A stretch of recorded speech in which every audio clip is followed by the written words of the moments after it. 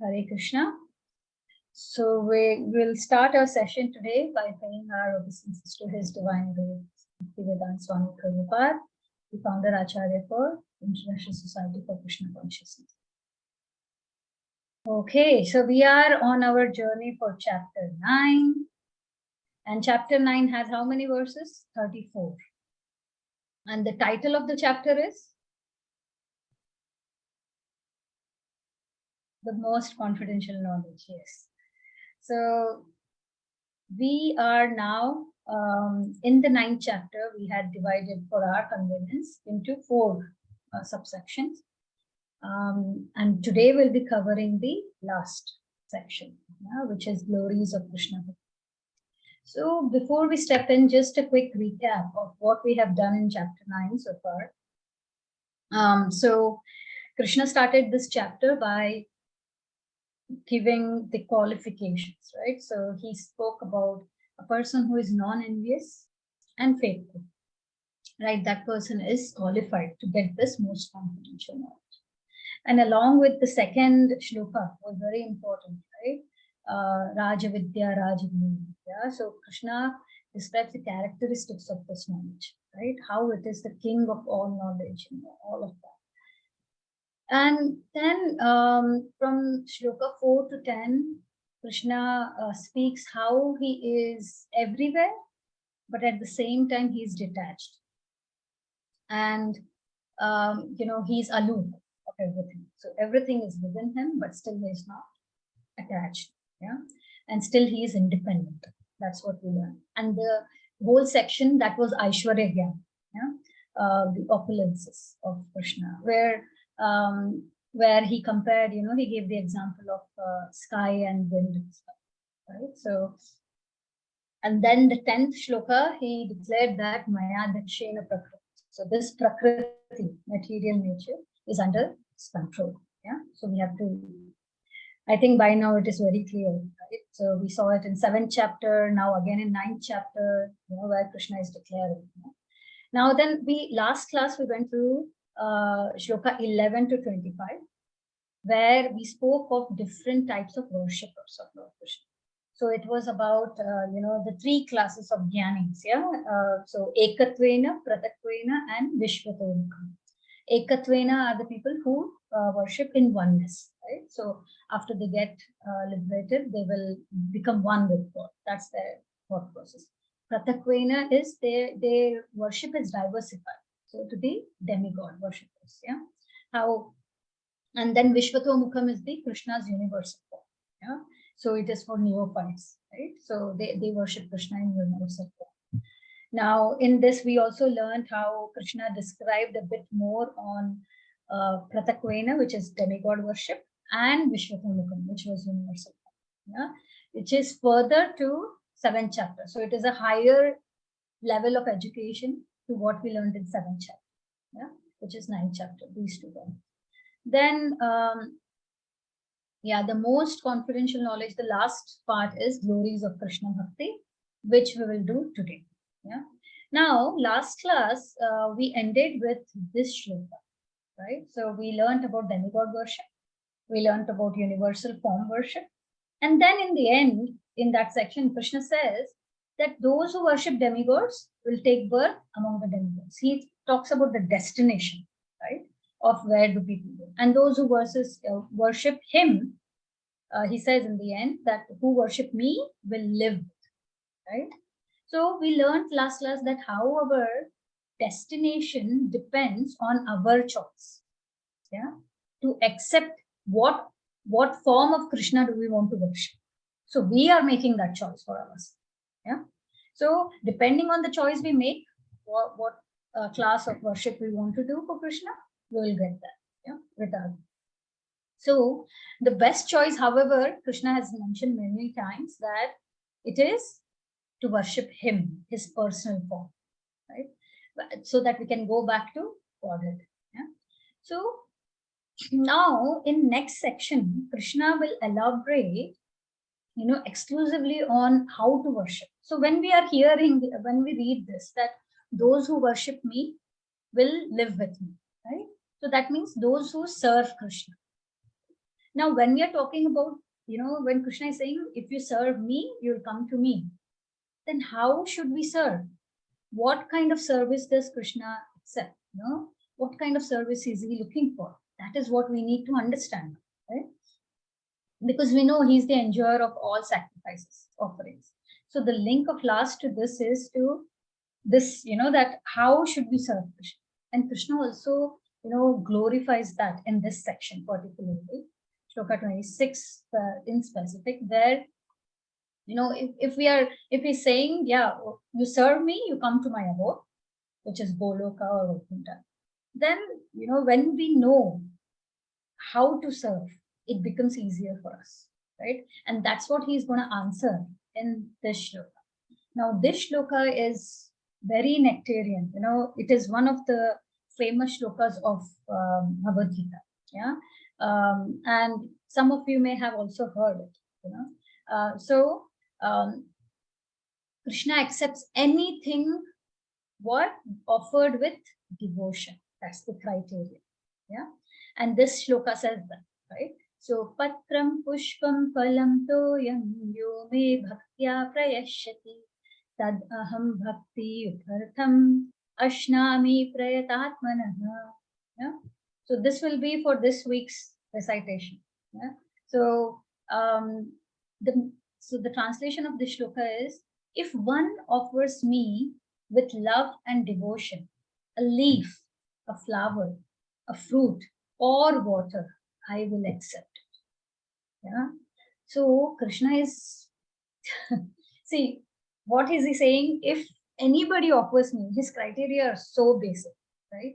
These items, it does not need an opulence, right? It's not that, it's very clear here what Krishna is saying, that you don't need to be rich, you don't need to have opulence, in order for doing worship. Bhakti is not something which can be performed if we have opulence only. No, Krishna has kept just minimal criteria, which is what the criteria of, love and devotion, and you can do that by even offering a tulsi leaf, a flower to Krishna, and here we have to see that he is specifically mentioning, all these items like leaf, flower, fruit, and water, which are naturally there, right? He's not saying you can offer me meat, right?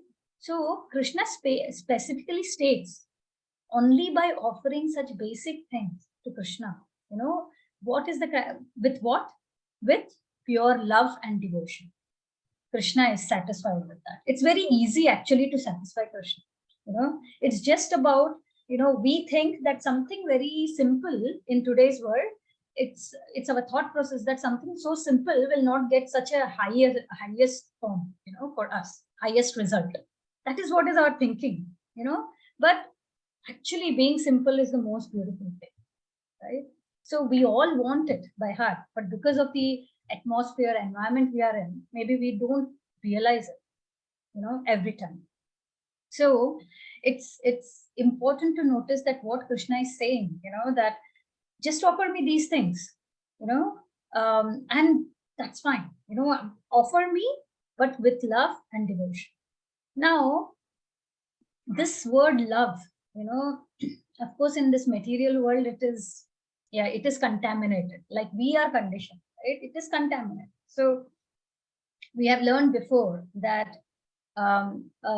we can correlate the love in spiritual world, in material world, we can compare it, to certain percentage of a mother having that for a child, and that too, especially a child which is 1 year older, and up to 1 year.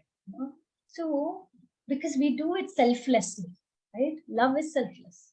Our scriptures say that love is something which is gunarahita and kamarahita. Gunarahita. So when in our material world we love a person, it's always because this is the quality I like in this person, right? This is the quality I don't like. These are the qualities which fit me. That's how we are conditioned. That's how we are, made. That we tend to love somebody because of a reason, because there is a reason behind it. That's why we say it is, but love for Krishna, in spiritual world, yeah, the way we should have a love for Krishna is guna rahit. That means, it's not driven by any specific thing. Yeah. And kama rahita means desireless. It's selfless, right? So these are the, so it is like desireless and reasonless. That is actually what love is, gunarahita and kamarahita. The only desire, we should have is, how can I please Krishna? How can I satisfy Krishna? It should be nothing driven by how should I, that I, me, myself should not be there. It should be replaced by Krishna everywhere, right? So when we are talking about love, it is something which should be desireless, which should be reasonless. The only desire, the only, thing we should have is, I want to do it to satisfy Krishna. Oh Krishna, please get pleased by my service. That is pure love. Huh? That is devotion. Yeah? And Krishna accepts anything. If we have that, he will accept anything and everything, from us. Yeah. So, and that's why, Krishna accepts anything from devotees, not from non-devotees. That's the reason, because that factor, that criteria of love and devotion, you will not find it, in non-devotees, right? And Krishna, even if you give him a grain with that love and devotion, he will accept it, and he will be more than satisfied with that. So it's not the quantity of what we are offering, it's the feelings, it's the inner thing what we are offering. Yeah. And we can correlate this with several examples from our scriptures, like if you I think most of you must have watched Mahabharata, right? And so, or read. So in Mahabharata, there's an instance when Krishna visits Hastinapur, and Duryodhan invites him for a lavish dinner, for eating with him. And, and Duryodhan, of course, we know he was envious of Krishna, right? He's a non-devotee. So Krishna, when Duryodhan, said that, I'm going to arrange this for you, I want you to have food with me, Krishna declined. And what did he choose instead? He told Duryodhan, I have to go somewhere else. And Duryodhan was like surprised. Someone like me, the kid,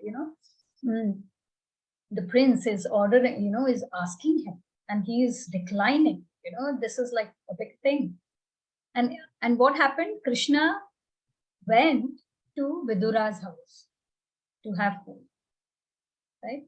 And when he went there, why? Because Vidura was a devotee. Vidura and Vidrani, his wife, were exalted devotees. And when Krishna went there, out of the ecstasy and pleasure, Vidurani, she wanted to offer something to Krishna, give him something to eat. And she had bananas at home. And she took out the bananas and she started, she wanted to feed him. And in the ecstasy of having Krishna and in the pleasure of having Krishna, she started peeling the bananas. And instead of giving the banana pulp, she started giving the banana peel to Krishna, and Krishna happily accepted it. He literally had it. So that's what Krishna is. If you have that factor of love and devotion, he will accept anything. There are many stories like that, where, he will, you also see, right? Sudama visited Krishna, right? Sorry, can you hear me? Yeah. So Sudama, what did he give? He went all the way to Krishna's palace, and he took some, what do you say, a fist of chipped rice with him. So, and it was so, when Krishna's queen saw that, it was so untidy, And they were surprised that Krishna was getting, when Krishna had it, he was getting that kind of pleasure and satisfaction, and they were surprised to see, wow, this is so that's the thing, Krishna will accept anything given by love and devotion. We saw it in the example of Vidurani, and also in Sudhama's example, and also Gajendra in Bhagavatam. We have a story of Gajendra. I'm not sure if any of you have heard this. I'm sure you must have. But in Gajendra's case, also, he's an elephant, right? Gajendra was an elephant, and he was attacked by a crocodile, right? And only Gajendra started praying, Krishna, and his prayers were so beautiful. What he offered was just, he picked up a lotus flower and offered it to Krishna, right?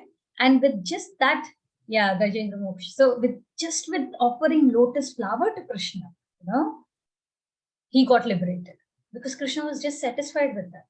So this shloka, it's very nectarian for these several reasons, for us to understand as devotees that all Krishna needs is, even if you offer a leaf, a flower, a fruit, or just water, but with the factor of love and devotion, that suffices. That is enough for Krishna. Yeah. And that's what our inner consciousness, that's what it needs to be purified to come to that. Right? Now we will see similarly, yeah, this is taken from purport in the book. Prabhupada has mentioned this beautiful statement, which we thought that it's good to put it here.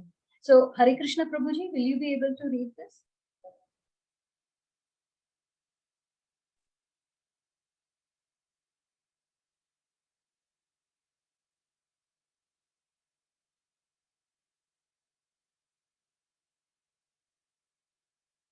I see you are on unmute, but we can't hear you.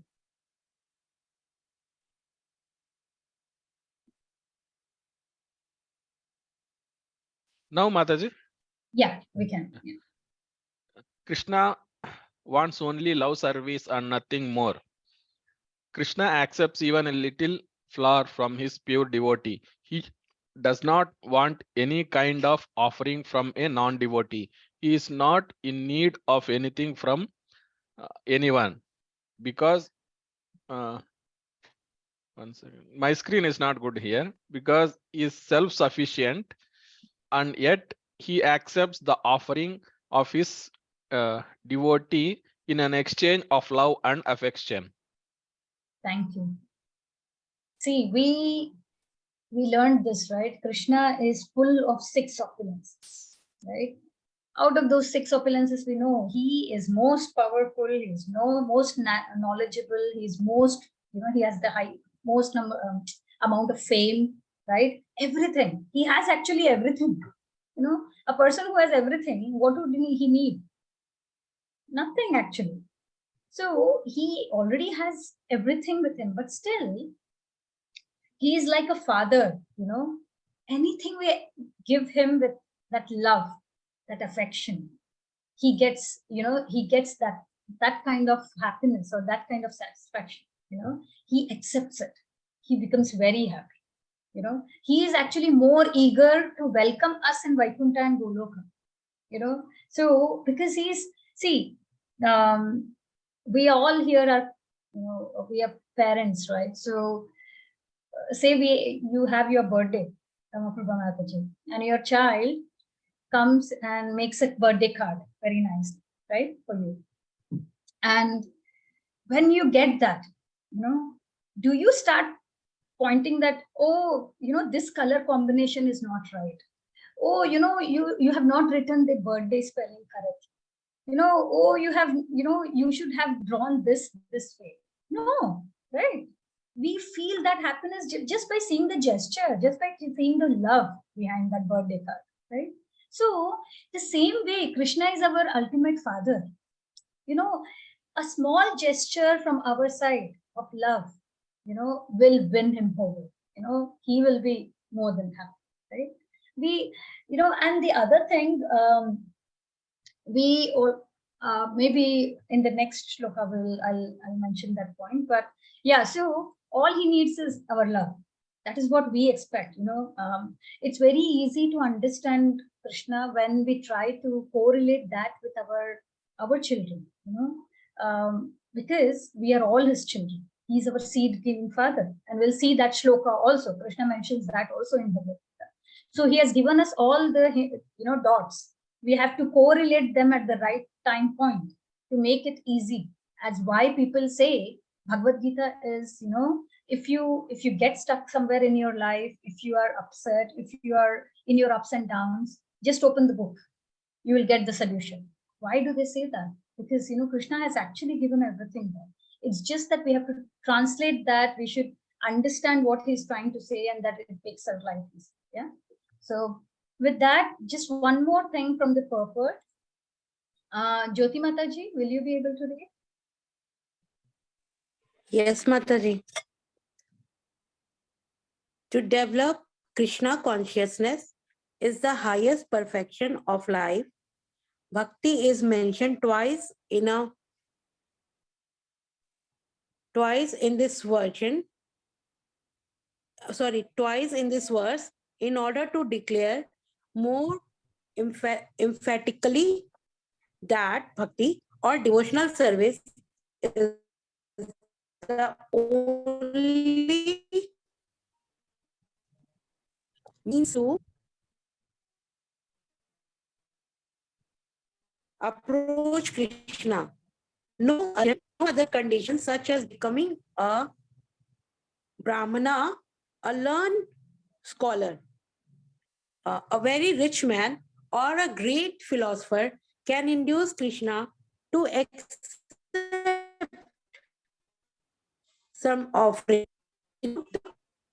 without the basic principle of bhakti. Nothing can induce the Lord to agree to accept anything from anyone.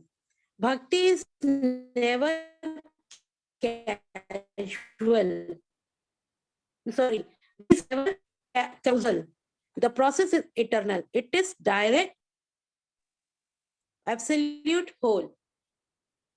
Thank you. Thank you. Hare Krishna Mataji. So actually, Krishna, see, Prabhupada is highlighting this verse, Patram Pushpam Phalam Toyam, Yome Bhaktya Prayashat. Yeah, and then Tadaham Bhakti Ubhartam. So Bhakti has come twice, right? So why Krishna is highlighting through this? Because that is the only thing he needs. That's the key thing. We saw that Duryodhana's example, right? That he didn't accept Duryodhana's invitation. He went to Vidurani and Vidur, right? Now, what does this show? Duryodhana at that time point, even now we see that he was an amazing diplomat. He was very intelligent. He was powerful. He had all those things with him. But still, what did Krishna choose in front of him? Not scholarly people, not he chose Vidurani's house, right? So he needs bhakti. He needs that love. That is the only, and it has to be that how do we the other thing, see, this is for us with that bhakti to give to Krishna. The other aspect here is when we offer something, right? What do we get back? When we are offering, it's bhoga. After it is offered, what it turns into? Yeah, Rama Prabhataji. Yes, prasad, right? Prasad. And there are many people who say that, oh, Krishna doesn't eat. The food what we offer, we are getting back the same thing. So we have to understand that we learned before that, and Krishna is inconceivable. It's difficult for our few grams of our brain to really understand Krishna. Yeah. Now, Krishna does eat. He does. We have to understand that, see, his whole body is Sachitananda, transcendental, right? It's not like ours, where our hand can only do the function of hand to pick up something, to eat. Our leg can do only specific function to move around, Our eyes can do only specific function, which is seeing. No, Krishna's body is transcendental. His eyes can also do the job of ears. His ears can do the job of the tongue. So his different senses can do the job of each other. So if Krishna we can correlate this, we know how this whole universe was created, right? Just by Krishna's glance. If just by looking at it, he can create the whole universes, the whole cosmic manifestation. Then the food you're offering, he can accept it by his eyes, right? He does it, right? So he accepts it by his eyes, right? And that's why, it is very important for us to understand. And this is only going to make sense, for devotees. Non-devotees, they wouldn't, right? Being a devotee, that faith, that's why Krishna says when he's releasing this confidential knowledge, most confidential knowledge, he's very clear that, only devotees can understand. And, so that's why it is important. So Krishna does it. He accepts it, only by his devotees. Yeah. And there's a beautiful story, related to this as well, because stories make us grasp better and remember things better. Just like we had the Arjunacharya's story, last week, right? That is, for 9.22 shloka. Similarly, there's a story on, Chaitanya Mahaprabhu. There was a devotee of Chaitanya Mahaprabhu called as Murari Gupta. Yeah. Now, he was a great devotee and he was a physician by profession. So one day when he was doing his deity service, what happened was he got a call, emergency call, and he had to go. So what he did was his son Raghunandan, he told Raghunandan that please, offer Krishna once, your mother makes the food. Please offer the food to Krishna, and he left. Now, Raghunandan was very, worried that will it's the first time he was doing it. I think he was a small child. And he thought that, okay, let me, he started praying that please don't, I should not make any mistakes. I should do it the right way and all of that. So his mother made some laddus, and he offered them to Krishna. Now, when he offered it to Krishna, he saw that Krishna is not having it only. Because he was doing it the first time, he was expecting Krishna to have the laddus. But he was, he was waiting, and Krishna didn't have. So then he started crying, lamenting, oh my goodness, he's not having only, I did something very bad. I did a mistake, I don't know what mistake, what my father does that, which I have not done right way. And looking at his lamentation, what happened was, eventually they had the deities of Radha Gopinath. Yeah. So eventually Radha Gopinath came and they ate all the laddus. And then the boy felt happy. Now, evening when his father came, his father asked, give me prasad, but he said, Krishna ate all the laddus. So his father was like, this boy is, he's joking. So the boy said, no, he really ate. Now, father understood, maybe he ate all the laddus and he's giving that. So next day, then, that day he told him that, okay, tomorrow you are going to offer again and let me see. So next day again, the, Raghunandan offered. And, his father was hiding behind a pillar and he was trying to check when will this boy come, grab it, eat it, and then say that, Krishna ate all. And to his surprise, Radha Gopinath, he saw, they were eating here. Krishna was eating. And when suddenly there was a noise and Krishna, felt there was someone behind the pillar, he went back in the deity form. And what happened was the father couldn't believe his eyes that when the noise came, when he got in, he could see his deity having a half-eaten laddu in his hand, which was not the case before. The deities did not have that. So, so that's the thing, that those half-eaten laddus was the new form of the deities. So this is how Krishna is. If all we need is that desperateness, that please accept, please, that love for Krishna. It's beautiful. When we hear these stories, it's really beautiful. It's inspiring that, all we need to have is a love factor of love for ourselves with Krishna. Not doing something because of getting tense that, oh, if we don't do this thing, not ritualistic mind.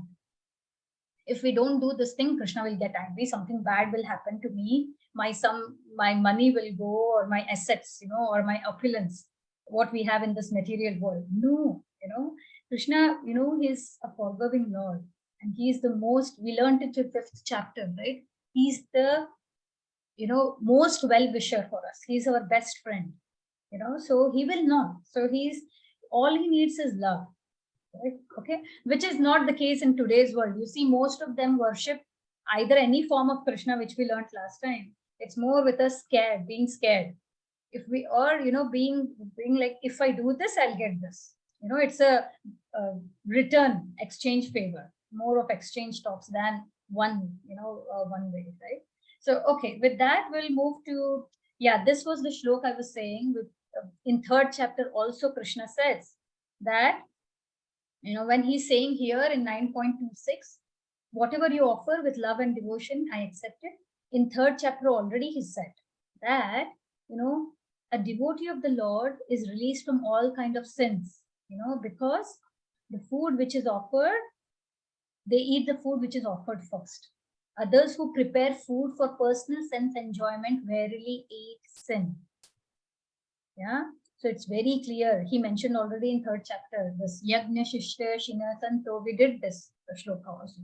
So we as this human beings in this conditioned state, we have the tendency to perform sins at every step. Sometimes it's knowingly, sometimes it is unknowingly. Even while cooking, maybe we think so many 10 different things. People might have phone gossiping with somebody, something, and cooking, so we are performing sins at every step. So hence it is very important for us. We offer food, there is nothing, like we learned, Krishna has everything with him. He's self-sufficient. But we offer also because, we should get rid of sins. When we eat that prasadam, our scriptures, I think it's Padma Purana, I'll check, but our scriptures clearly state that the brain cells, and Prabhupada has mentioned this in, I think, this purport on 3.13, that our brain cells, they get purified when we eat prasadam. Our scriptures say that. And with that purification, the heart eventually gets purified, which will lead us back to Krishna. Yeah. So prasad is very important, very auspicious. Yeah. And anybody who cooks for self-enjoyment or somebody for enjoyment of others, it's clearly said by Krishna here, it's only they eat sin. They're increasing their sin bucket over account. Yeah. So, right now, 9.27. Yes, this is also one of the important shlokas. So, Kavya Mataji, can you recite this? Yes, Mataji. Doing everything as an offering to Krishna. Yat karosi, yat asnasi, yat juosi, dadasi yat. Yat tapasyasi kaunteya, tat kurusva mat arpanam. Whatever you do, whatever you eat, whatever you offer or give away, and whatever austerities you perform, do that, O son of Kunti, as an offering to me. Bhagavad Gita 9.27. Hare Krishna. Thank you. So this shloka comes after 9.26. 9.26, Krishna mentioned the word 2 times, bhaktya, right? In this verse, he is not using the word bhakti because this process is not for ananya bhaktas. Yeah. Yes, this shloka is definitely for those who have predominantly bhakti component in them, but there is a mixture of other elements of self thing. Yeah, because consciousness here is not always Krishna.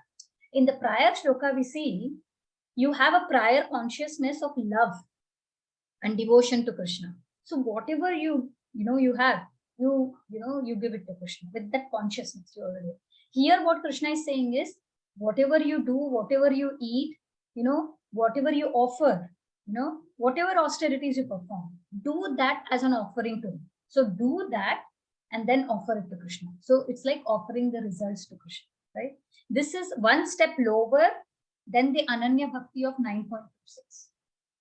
Okay, so this verse is said by Krishna in case, we can't, if we can't do 9.26, if we don't have that love and devotion, yeah, if we can't do that, yeah, with pure love, with no self motive, only Krishna's pleasure. That is what is 9.26 verse. Only Krishna's pleasure, no self motive, yeah. But if we can't do that, then, he says that at least, offer all the results to me, which is this shloka. Yeah. Whatever you do, offer the result. Whatever austerity you perform, offer the result. And then what happens slowly, whatever purification is left for us, we get more and more purified. And we go to the stage of 9.26, which is pure devotion. It is similar to what we learned in third chapter, fifth chapter, which was Karma Yoga. We learned, right? Offer your results to Krishna. And then we came to a higher consciousness where Krishna takes us. From first to six chapters, we saw the tendency that offer the results to me. Yeah. And then you will get purified. But then when we enter the Bhakti Yoga, the center six chapters, we saw even in seventh chapter, right? That, it's a higher consciousness where what you're doing is with the consciousness already about Krishna. It's not after you do it, give the result of Krishna. It's even before that, yeah, before the, yeah? And this is a natural phenomenon. If you think, imagine you have in our lives, if anyone approaches us, say selflessly, with no self motive, we tend to give such person more attention. You notice it yourself. Think about it. In fact, when such person even does some mistake, we easily forgive them. Same is with Krishna. If such person who approaches him selflessly, even if they do mistake, he helps them come out of that mistake. And he's always hand holding them. And these are devotees, right? So with that, we will move to the next shloka, 9.28. Yeah. So results of offering everything to Krishna. Rama Prabha Mataji, can you recite?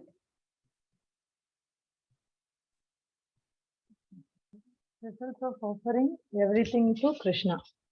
In this way, you will be freed from bondage to work, karma, and its auspicious and inauspicious results. With your mind fixed on me, in this principle of renunciation, you will be liberated and come to me. Bhagavad Gita 9.28. Right. So Krishna is continuing this from 9.27. Yad karoshi, yad ajnasi, yash juhoshi tadat. Yeah, so from there he's saying, if you offer everything, all the results to me, what will happen? He's continuing. In this way, you will be freed from, bondage of karma. Yeah. And it's inauspicious and auspicious. Because, see, we learned three karmas, right? Karma, vikarma, akarma. When we are doing everything as an offering to Krishna, our akarma account starts raising, right? And eventually the auspicious and inauspicious comes down, right? So it is more of akarma, right? And with your fixed mind on me, you will be liberated and come to, right? So by this, see, when we talk about liberation here, it does not refer to Brahma Jyoti, Brahman liberation. No. Krishna is saying you will come to me, right? To Krishna's planet, yeah, to Vaikuntha, right? So it is clearly mentioned in this verse. There's a word called as Mam Upashashi. Mam again. So Krishna is saying he'll come to me, back home, back to Godhead. Okay. So it is a second level. So 27th shloka, if we follow that process by offering everything to Krishna, we will eventually get freed from karma bandhan. That's karma, vikarma, and all of that cycle. Yeah. And then we will go to the level of 9.26, which is where we will have our pure devotion. Okay. So now moving to 29th shloka. Reshma Mataji, can you read it?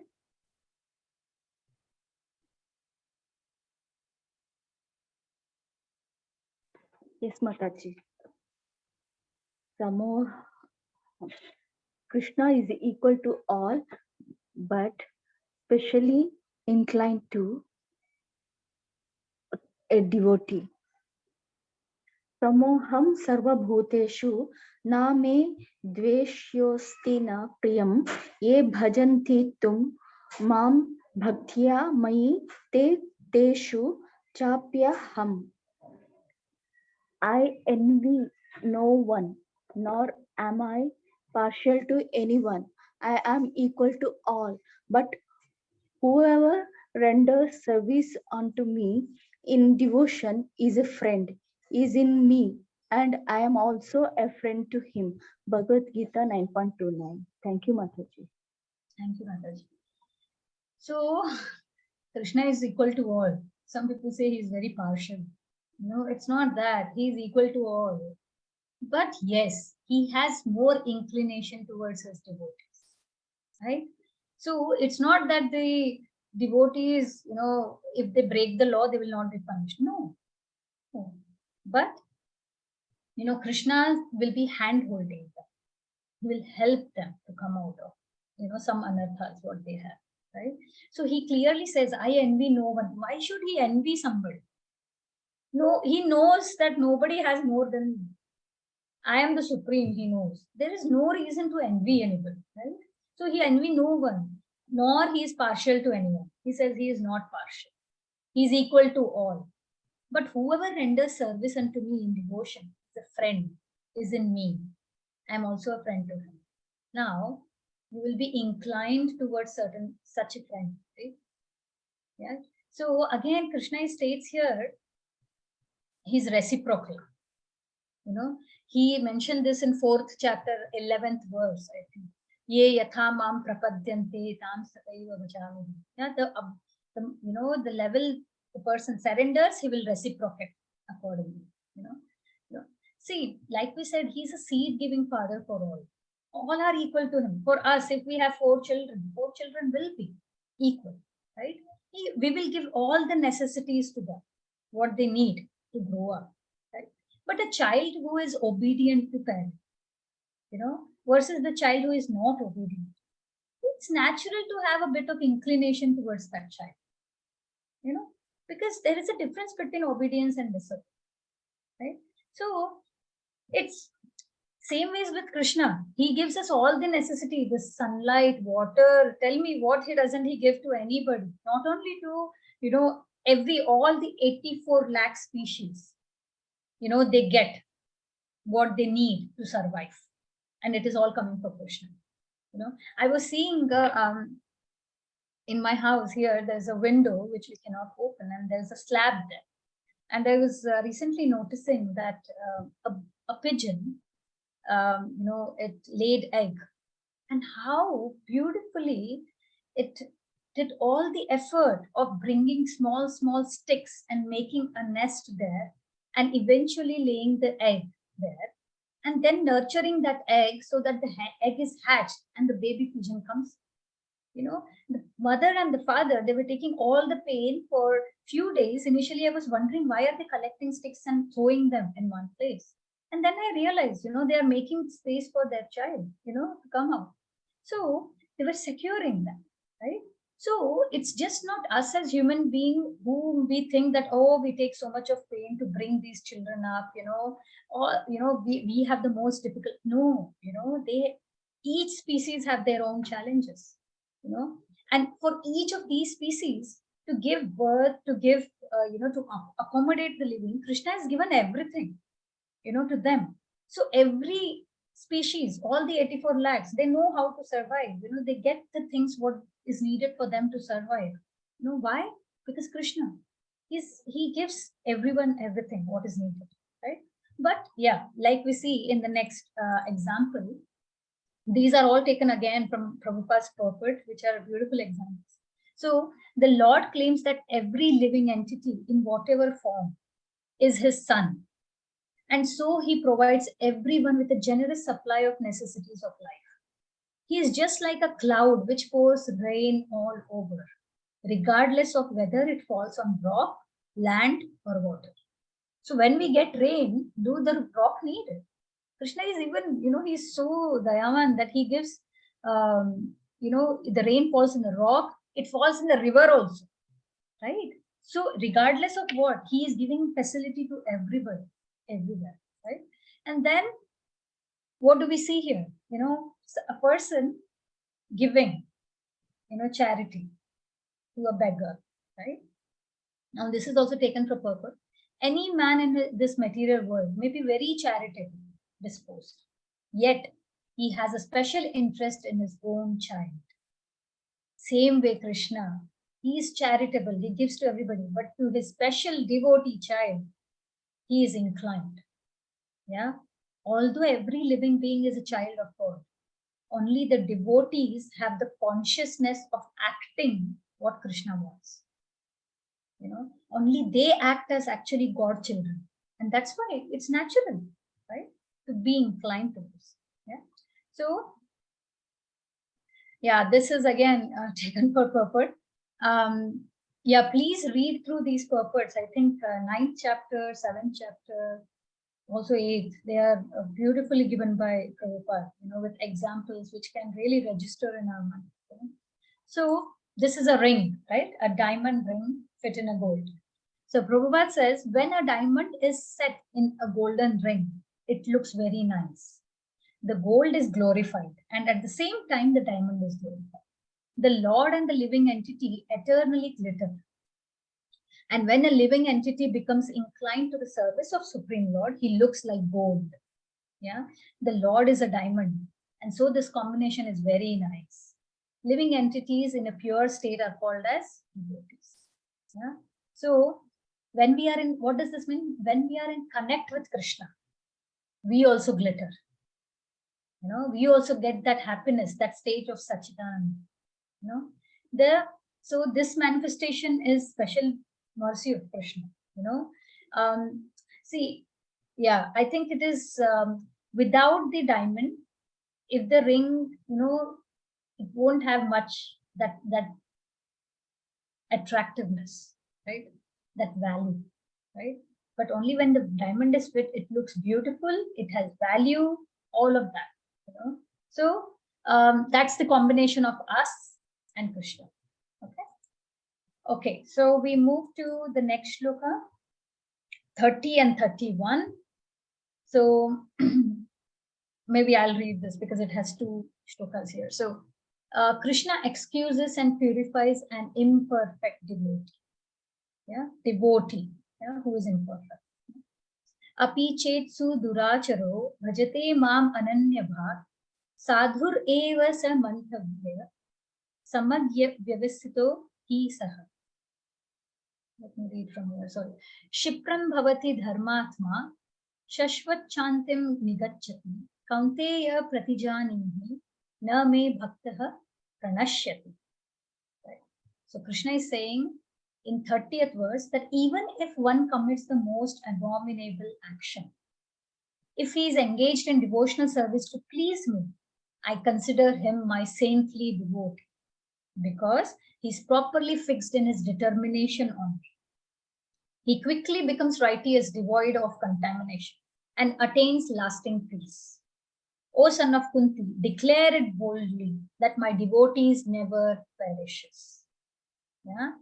So, see, we as devotees are practicing the spiritual life, right?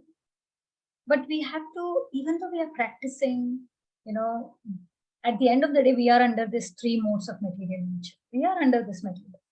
So sometimes we may come under Maya, doing activities which are actually, which are not accepted for the social and religious acts. But we get, off track. Yeah. And Krishna states here, suppose his devotee by chance makes a mistake, commits a wrong action, then Krishna pardons that devotee.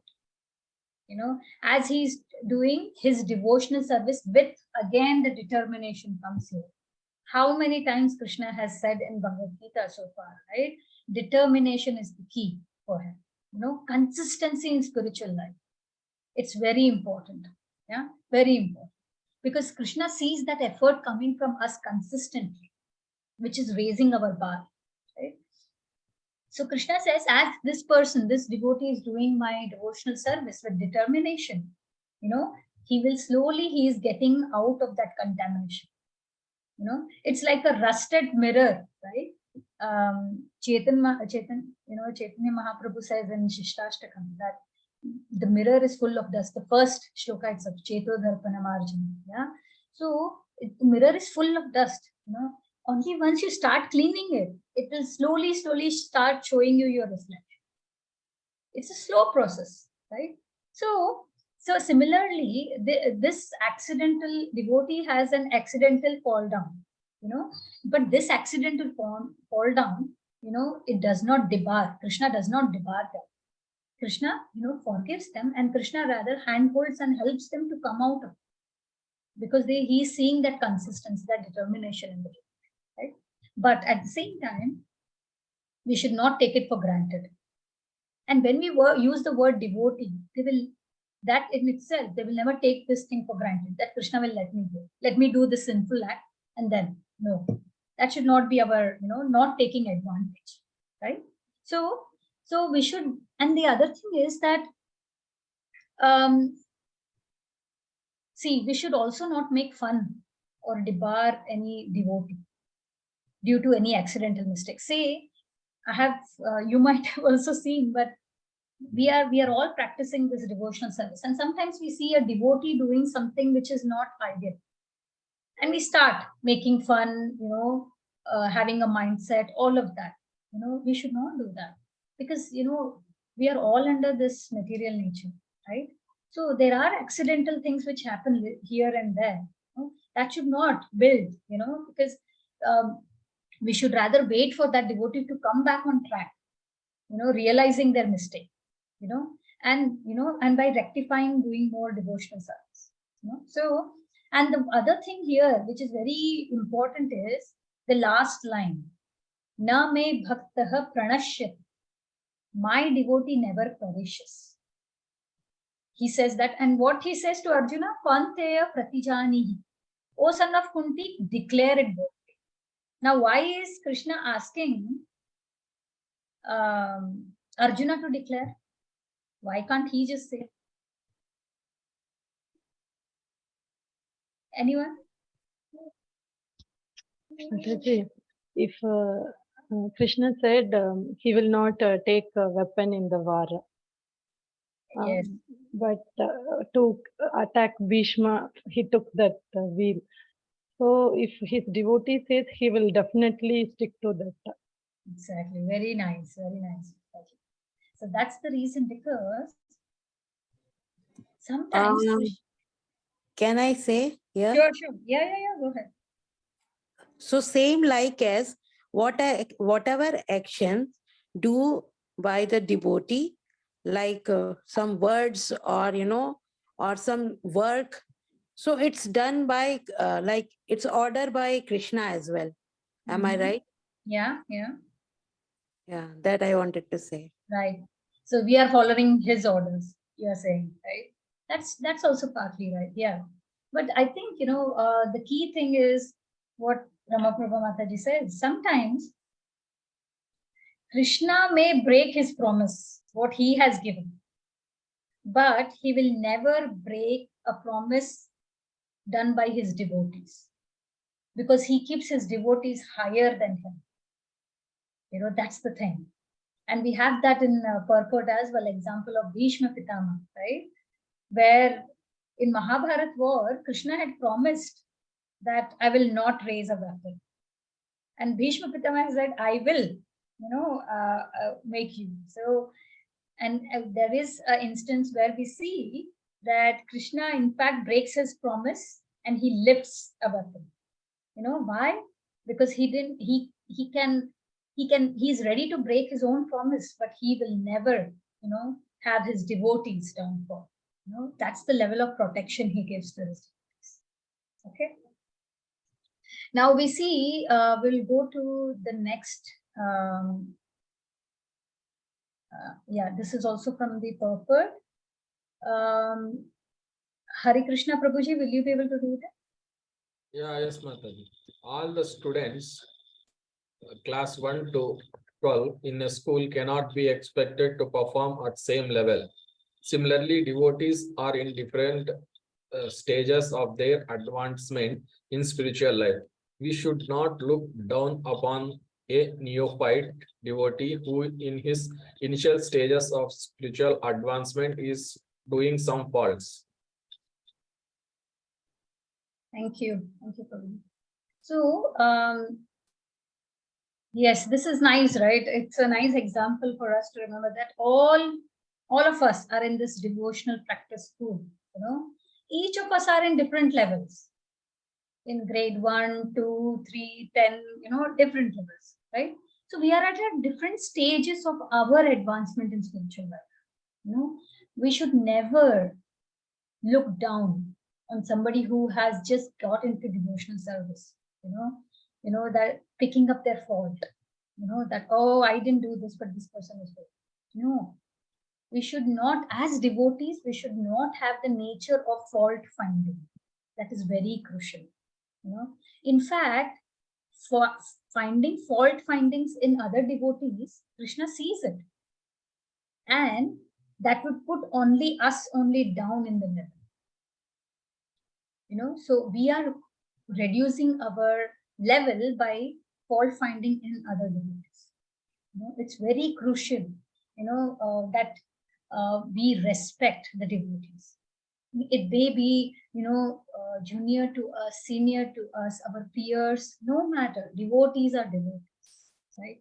We think with our small brain that we are this level, but it's only Krishna who knows, what is our account, and what level we are in, right? So we should rather be there to help each other. When devotees are together, it helps us progress. It should be rather to progress together rather than finding faults in others. That's the key thing. Yeah. And then similarly, as long as one is not perfect, there may be accidental faults. Just making sense, right? From the path of saintly character. So circumstantial, despicable activities does not make him abominable. When a child is learning to walk, it will fall, right? When we are learning in our spiritual journey, we will fall. There will be accidental fall downs, and as long as one is not perfect, we will keep falling down.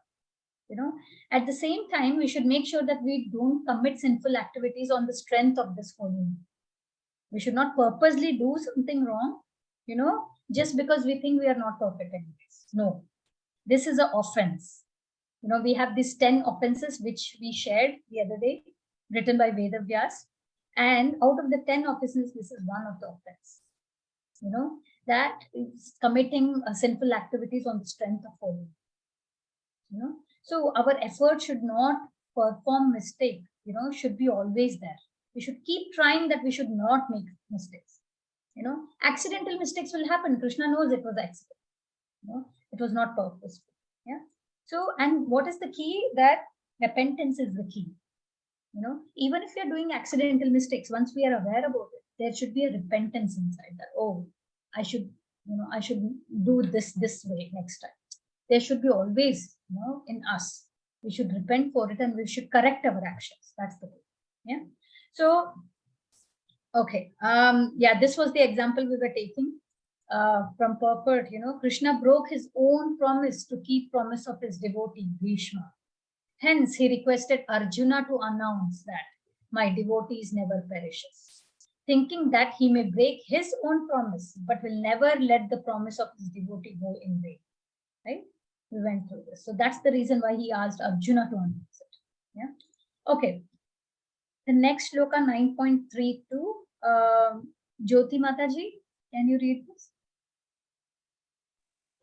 Yes, Mataji. People of sinful birth also can attain Krishna.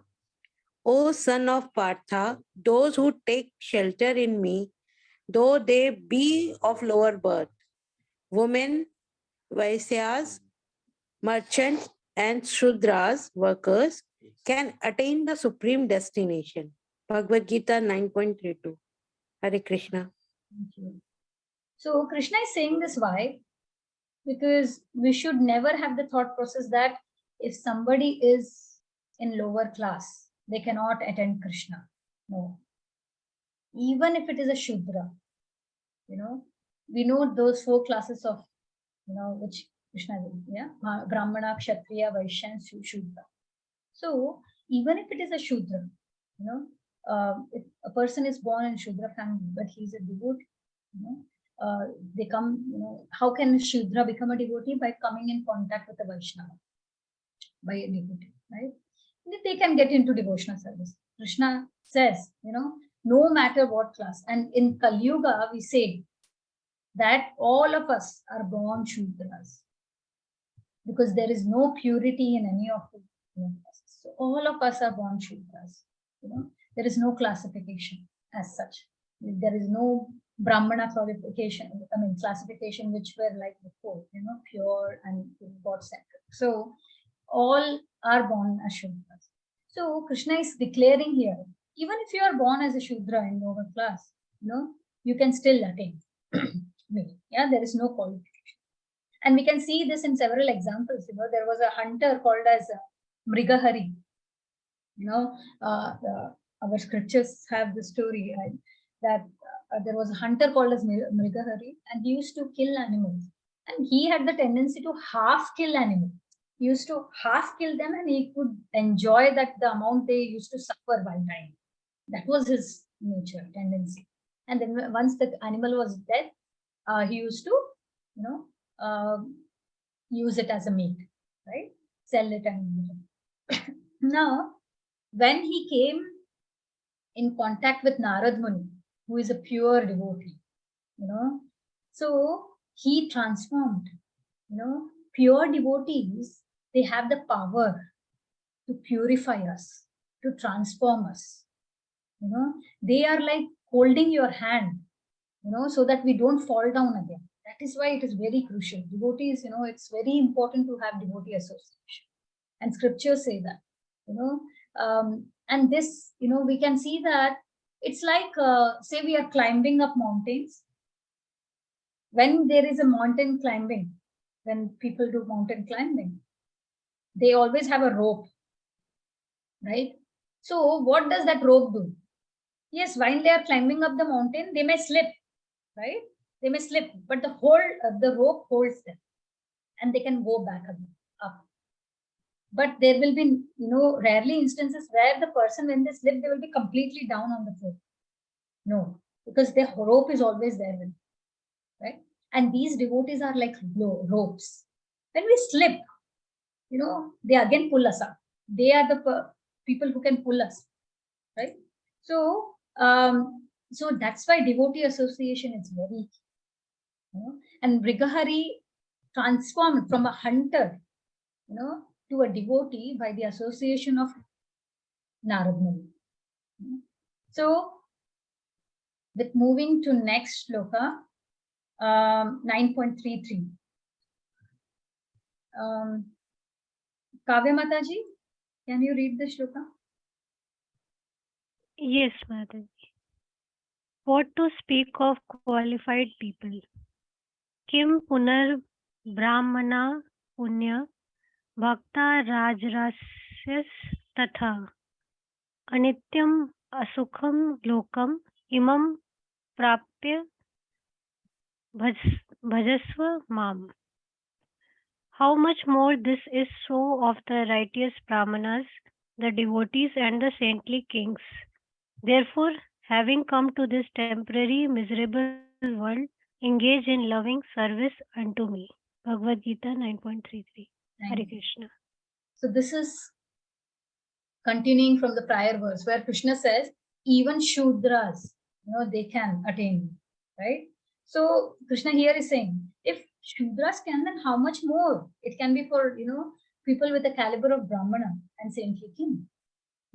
So overall, again and again, in this shloka, in the last, he said, Krishna is requesting us actually to not remain in this miserable world. Please perform devotional service to me so that you can come out of this miserable temporary world. He is again calling this. We learned that, right? Dukhalayam ashashvata. Dukhalayam this world is, right? The same thing here, again, he's calling miserable. It is full of miseries.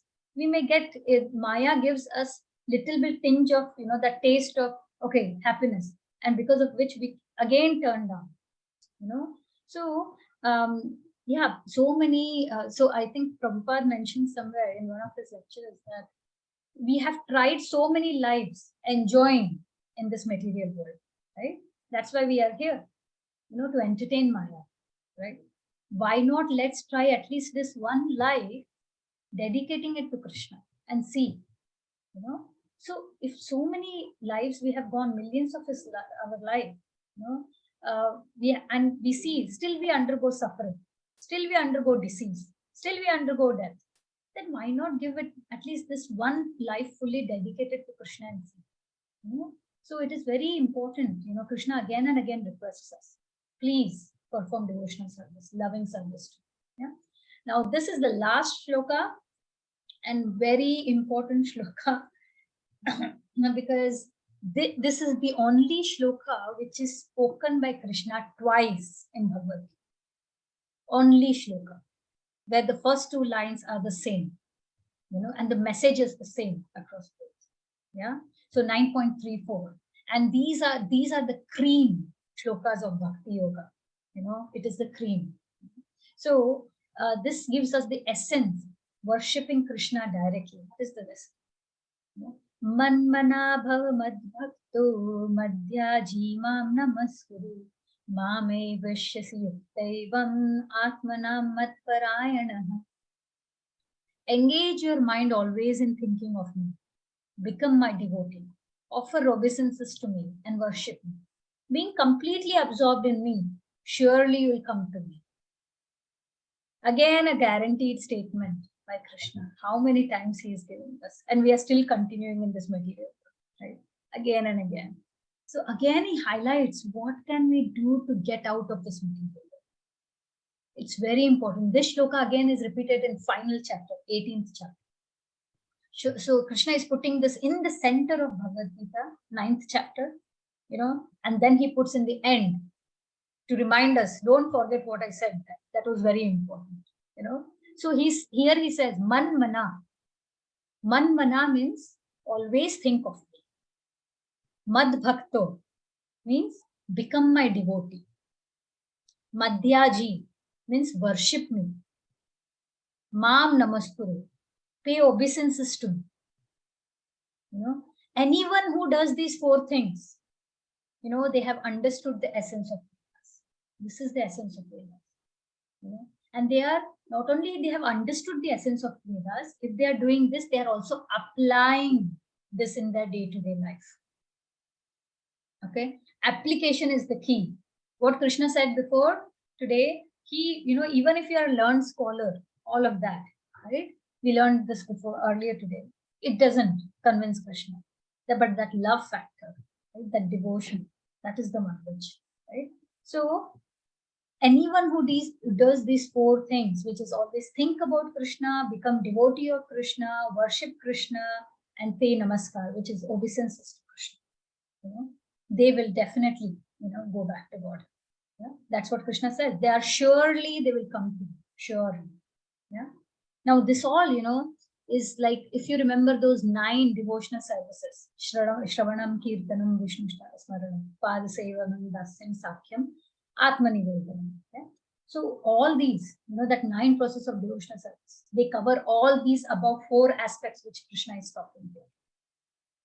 Always thinking, Smaranam, become devotee by performing the devotional, worship Krishna, and so prayers, all was included there, right? So if we perform those 9 devotional services, we are actually covering all the aspects which are mentioned in this shloka. Okay, so with that we conclude this chapter today, and maybe a quick gist as what are the key lessons learned from this chapter. First thing was the first shloka, envy, right? Envy, being envious is it's a subtle thing. We don't realize it. Most of the times we don't realize if we are envious to something. So it is very important to overcome this, because only when we overcome this, we get closer to Krishna. So we have to act as our own critic. Don't look at ourselves when we see something with a soft thing, soft corner. Look at ourselves being, a right critic, that picking the wrong things in us. We should have that tendency. Then the second thing we learn is, what is the gate for going to Krishna? What is the qualification? That is love, right? When we have faith, that love and pure devotion, that is the only gateway to go back to Krishna. In love, the beautiful thing is, even a little things is a lot. Even little things become a lot. So that's the beauty of it. And then the other thing we learn from this chapter is, Krishna is equal to all, but he is inclined to his devotees. And the last thing I think is that Krishna is a forgiving God. When a devotee does mistake, Krishna forgives, and he corrects that person and gives a chance for that person, for the devotee to rectify.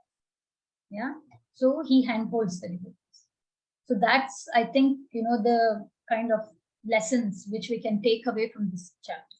So with this, we conclude the 9th chapter.